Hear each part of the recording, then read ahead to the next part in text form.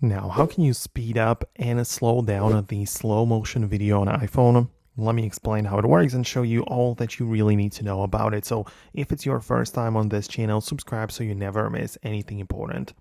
So you can locate your slow motion videos in your gallery as usual, and you'll be able to perform some changes to it. So when you click on the edit button below, you can see we have like the ability to just go through the timeline or whatever. You can cut it short and adjust things like filters or whatnot. But in the top right, we also have the like speed dial icon or whatever you want to call it.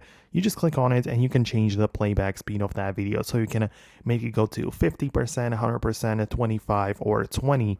You can also see how many frames per second it is going to be, right? So you have the ability to like decide how you want to slow the video down, because when you capture the slow motion video, it will be captured at 120 FPS.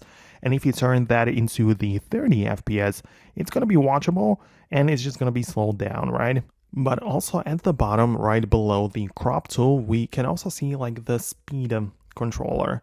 So you can see when there's like a section where the lines are more apart from each other, it is showing us that this is the slow motion part of that video. And when the lines are like closer together, it's the regular speed. So you can decide specifically which part of the video is supposed to be slowed down like that, and you'll be able to play it back and then decide specifically which part is like slow and which one is fast, right? So this gives you much more control. You can also like delete the part altogether, so it's going to be the full speed throughout the video, or you can make it the slow motion the whole way, right? So it's up to you to decide how exactly you want to have it, because you have the controls directly within the video edit page. So let me know if we managed to do what you needed. In case of any additional questions, leave them below. Thanks a lot for watching, and I'll see you later in the upcoming tutorials as well.